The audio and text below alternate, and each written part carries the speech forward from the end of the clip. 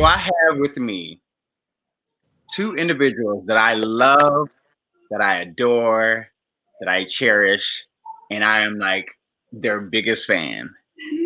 They're jewels in the religious community, they're legends in gospel, and they are icons in the secular world. I'm talking about none other than two members of the legendary female gospel group, the Clark Sisters. Hey, Jason. How are you? Tonight, I'm sorry, I didn't hear you. I said, how are you all tonight? Oh, we are. We're doing good. Yes, we're here with you. Great. So let's get started. I want to have a question. I want to know, like, what is it in a day in a life to be Dorinda Clark Cole or Karen Clark Sheard? Like, what is your daily lives like? We can start with you, KCS. well. My daily life is I get into chill mode, and I'm telling you, I don't want to get out of it. My daily life is I get up, and of course, the first thing I do is say a prayer that God will start my day off wonderfully. And of course, I got to seek God, for direction. And then after that, I make sure my husband is right, because the Bible says that a wise woman buildeth her house. So I have to keep my house happy. So I make sure that Bishop is good, my husband is all right. And if you're talking about how my day is these last and evil days here, it looked like I didn't went back in real wife mode. I'm cooking, I am cleaning. I'm telling you, I mean, not that I don't clean my house, but I was blessed to just have somebody clean my house. A little help. Just a little help.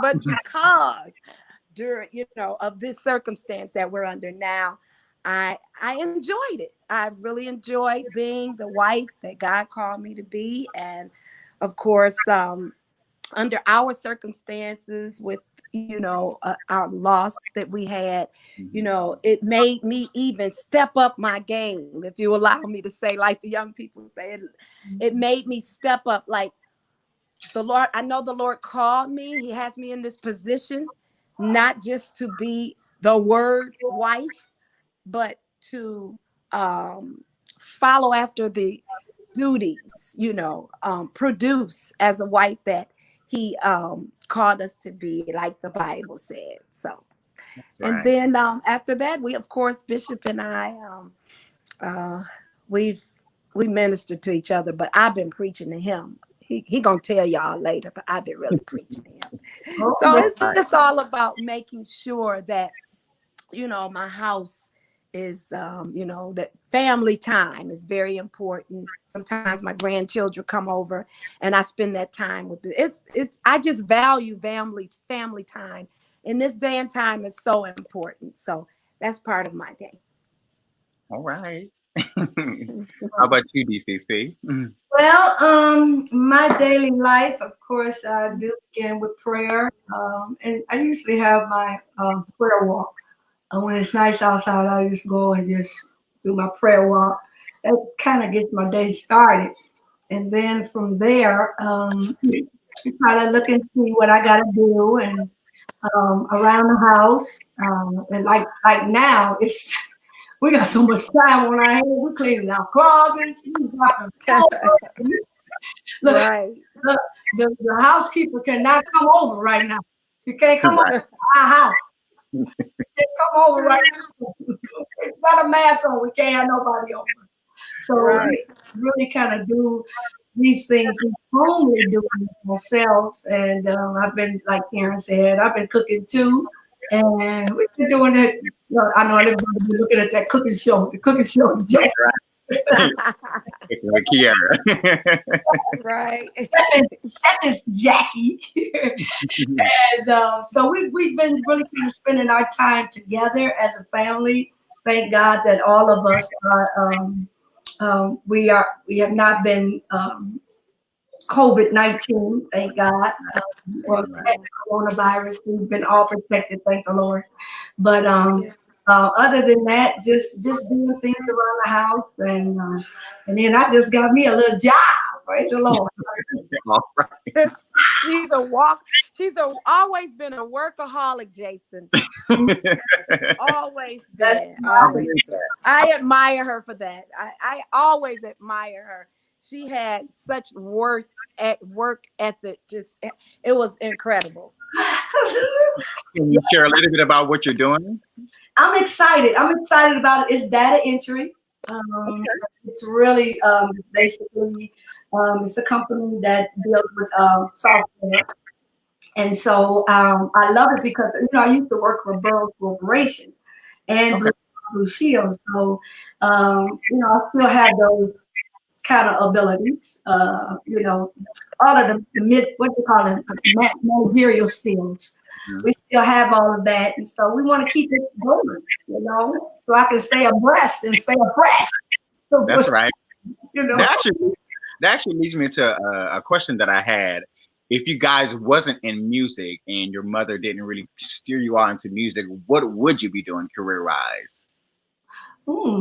That's that. Well, I know I would be doing probably this, and Okay. then some other things that I would probably love to do, recreational wise. Okay.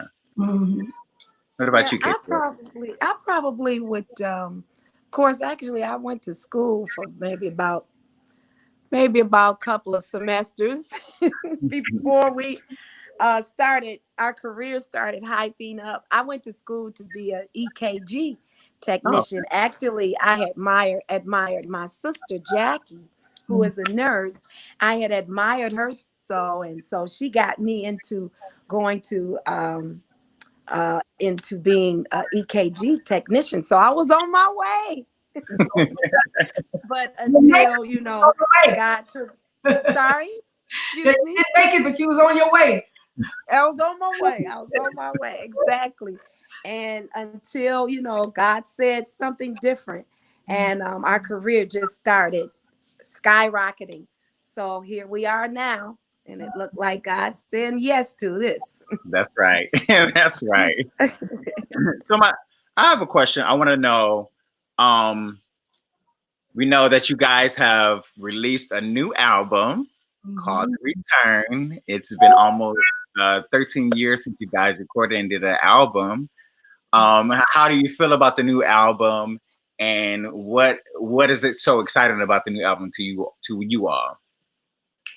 Well, I think we were excited about it because, of course, the last one, which was the one last time, we thought that was going to be our last time.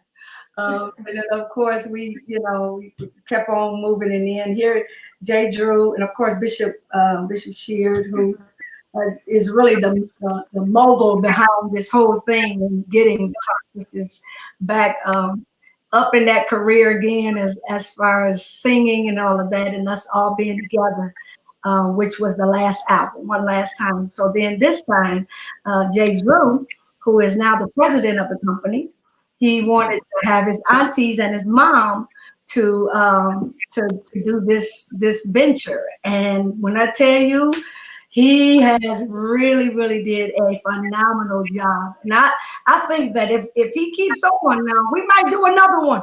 No. Job. I know it's been a long time. Of course, the last album was the Grammy album. Right. So, you think you've reached the peak with the Grammys. There's nothing else you can get after the Grammys. So, but this time, since Jay Drew is behind us and he's really been rooting us on and helping us, we've been helping to write and all that stuff. So it's been a really good venture for us. That's great. Mm-hmm. What about you, Kate? Was there anything that kind of made the album exciting? Like, what were your thoughts about it? How did you feel when it came out during the process of making it? Well, actually, yes, it was like a different excitement, even from the last one. Of course, thank God for the success of the last record, but this one was so different. I think because, the last record we had Donald Lawrence, Mm-hmm. and he pretty much, laid it out for us. You know, he spoiled us. We didn't have to do nothing but get on the stage and sing, you know.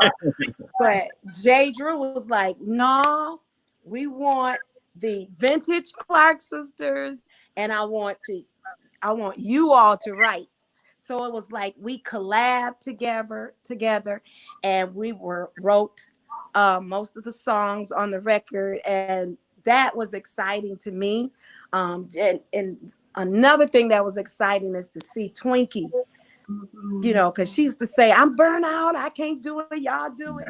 But it was exciting to me to see her back in motion, you know, again, writing. I mean, she was the one that wrote all the hits songs, you know, It's My Living in Vain, You Brought the Sunshine. I can keep going on and on.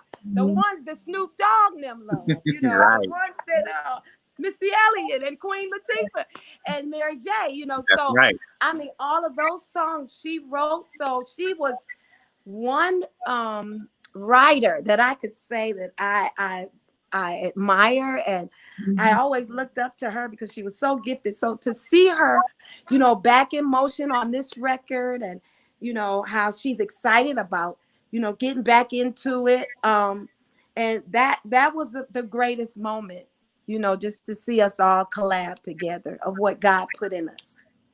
So I know back in the 90s, I was a kid then, but I've been a fan since I was a kid. In the 90s, when gospel music crossed over into mainstream popular culture, I noticed that there were a lot of people from the gospel music in the mainstream, but I wanted to see more of you all in the mainstream, and I kind of text you about it, you know, KCS. But what are your thoughts? Like, what were you guys feeling at that time?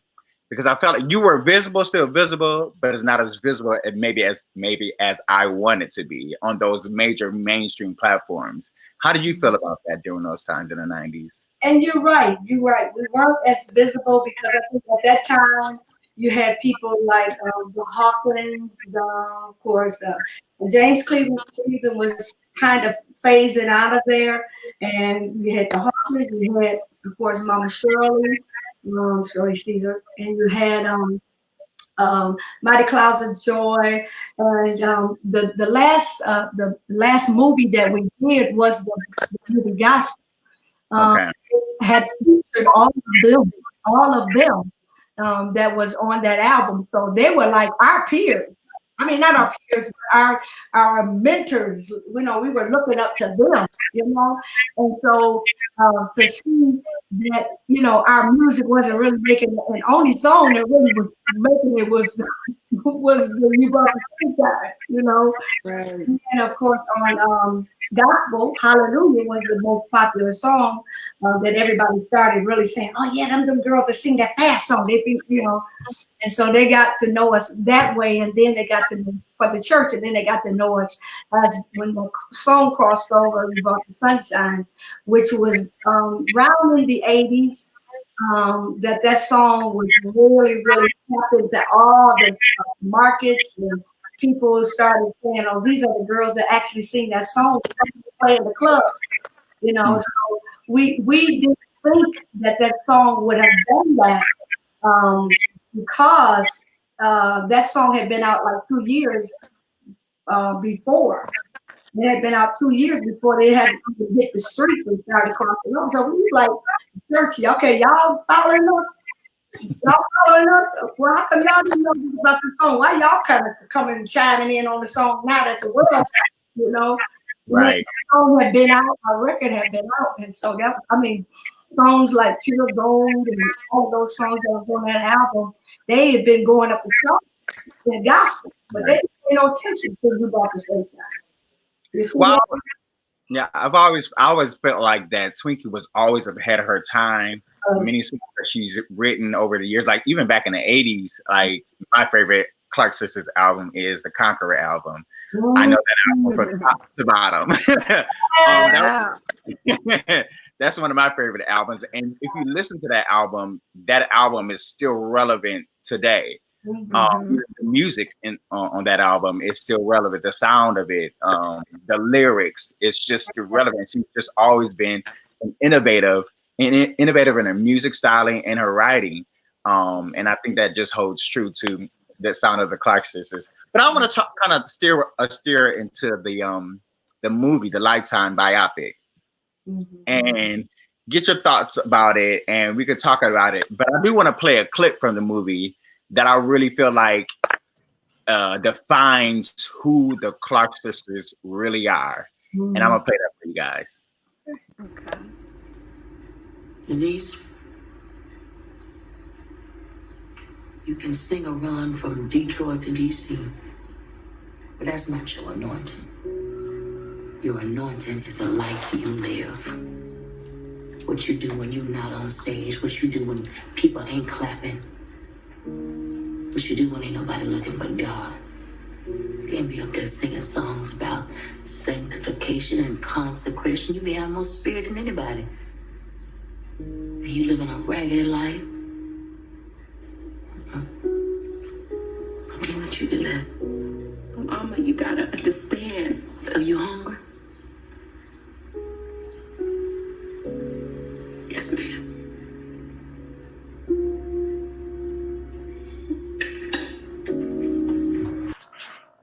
That right there in the movie kind of set the tone for the entire movie for me. And what I feel like is your mother's legacy and what she instilled in you all, and the life that you all live. It's great and all to do the vocal acrobats and all of that, but behind that is their anointing and how do you live. And I really do believe that defines who the Clark sisters are, who your mother was, and the legacy that she has left. So that part of the movie is what really touched me about it. Like, what are some of the things that when you maybe was developing the movie and thinking about things in the past and bringing it up to develop the movie, what were some of the things that kind of like touched you all, or that kind of what touched you about the movie, even watching it with us? Well, with me, I think what touched me was knowing the type of woman, the amazing woman that my mother was, and for even the next generation to know who she was, and to see. I'm glad that there are moments in there where they saw our trials and and saw that we had some setbacks, and because many people have dreams, we had dreams. My mother used to have visions. She envisioned us in places where we were then. She had dreams for us, and we had no idea that it had to take this type of process to get there. And it touched me that, wow, how did we, get through that, and knowing that what my mother went through, that's what really, really touched me. It touched me in knowing that she was like, she sacrificed so much of herself for her girls. She sacrificed herself. She sacrificed, sometimes she sacrificed outsiders to make sure her girls were good.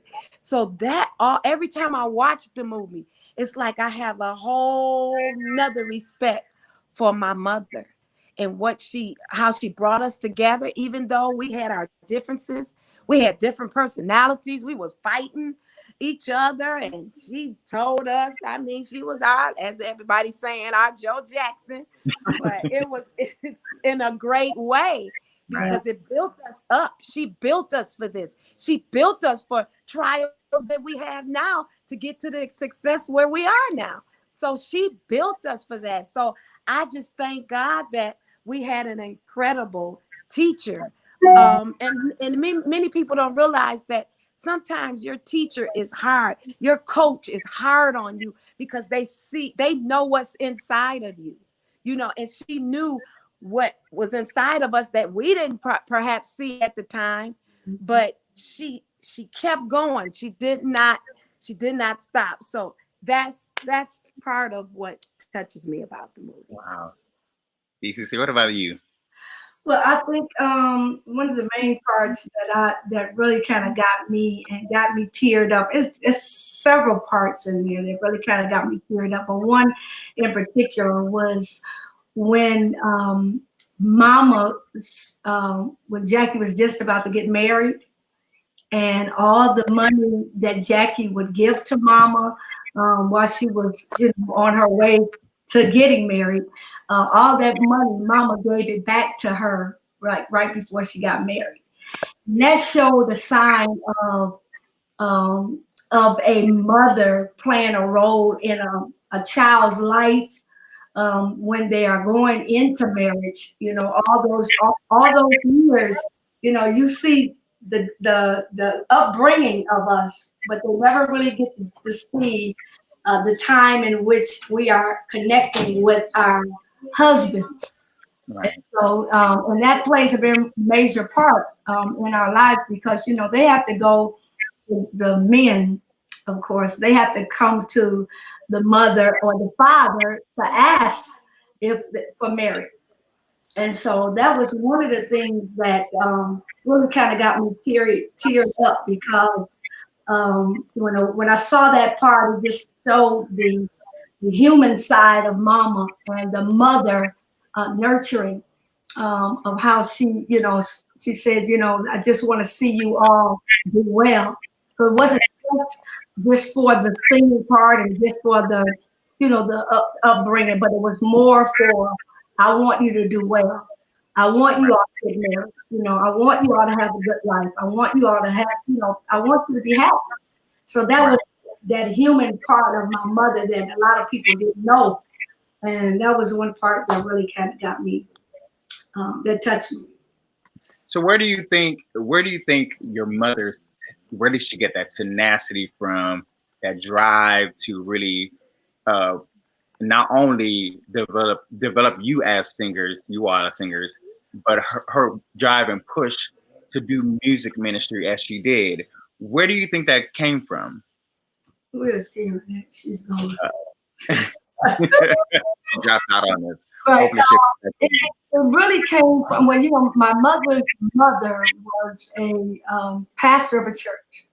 And matter of fact, she had made history of being the first African-American woman to become a bishop Wow. in the Episcopalian church. Oh, wow. Oh, yeah, a lot of people didn't know that. And, so that her mother was kind of the same way. Her mother was the same way. And so we didn't really get a chance to know Grandma like we really wanted to because she was like right in her last days when we kind of got to know who she was. But they said that she was a very, very a person that was God-fearing, and then she wanted to make sure that everybody was fine and everybody was doing good. It's more importantly in the church, and she was always she saw talent in people and she knew how to bring it out. So it's the same, but that's where she get that drive from. But when Mama came to Michigan, she knew that she had, because our mother's from Selma, she knew that she had the gifting in her. She knew that God was doing something with her. And from there, people started just flocking to her and saying, this woman is amazing. And then when she started gathering a lot of young people around her, then she started saying, I see something in you. I see something. You ain't singing that no right. You can do better. That ain't right. And it was like a motherly type of nurturing that you could see that she would do in everybody. So what she did with us, it wasn't just for us. She did that to a lot of her choir members. She had that camaraderie of being able to talk to them and then scold them at the same time, but then they still love. So that's what gives her that drive to know that she, what she had. Yeah, that's what. Yeah, I find it interesting that she was born in the 20s, in the mid 20s, and during that time, even in her adult life, women were, you know, kind of meant to be silent and just to be in that woman, the wifely role, or this type of role that society put women in at that time. But she pressed through that, and was the woman that she is, and you know, the woman that she was. Yeah. So I just found that very, very interesting that even my grandmother, she was saying when she had a great education, but she persevered and then persevered through all of that and had businesses and different things like that. So I just find it very interesting about the women during that time and how they persevered. I know you got to go in a few minutes, but I want to ask one more question. I think it's speaking of my grandmother. My mother told me that your mother and my grandmother used to pray together on the phone. They used to pray. Yes. I think they met at Lighthouse Cathedral. My mother said my grandmother got up and testified. And after she testified, your mother went up to her and asked for a number, and they just started talking together and praying on the phone. Yes. Wow.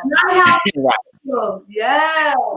She used to be at Lighthouse all the time. I remember us going over there singing, and she used to take the choir. Right. Yeah. Wow, and so my mother, she had she used to hang with Melissa Lee. Yeah, Melissa. So that's what, so that was a connection. Wow. My mother got, was singing with your choir, with your mother's choir for a while. So yeah. Right. I sing lead songs a lot. Okay. Yeah. Wow. So Go ahead. I was gonna say she got the experience of the shoe throwing, huh? She certainly did.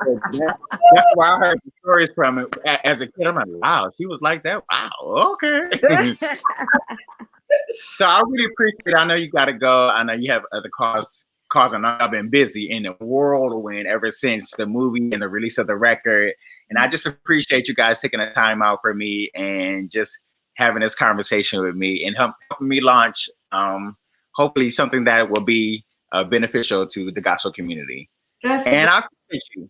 Thank you so much. I congratulate you, Jason. I congratulate you, and may God bless you during this new venture you have going on. And we're proud of you. And let me say thank you. The people don't know that, you know, you're a young man that I've seen just, I mean, you've made so many phases in your life, so many impacts that I have saw you venture on different phases and be successful. So I'm very proud of you, and I appreciate your constant faithfulness and loyalty at our ministry. We treasure you, and I want everybody to know that we appreciate you.